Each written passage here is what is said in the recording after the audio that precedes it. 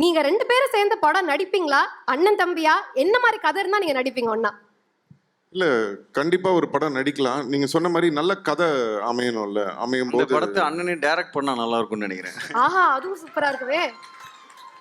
சொல்லுங்க, லயன் எப்படி இருக்கணும் ஹரிஷ் கல்யாண்? அது நான் சொல்ல முடியாது, டைரக்டர் தான் சொல்லணும். டைரக்டர் நீங்க தேர்வு செஞ்சிட்டீங்க, இப்படி இருந்தா நல்லா இருக்குன்னு ஒரு வேண்டுகோள் தான். நான் தேர்வு செய்யல, அவரு தான்.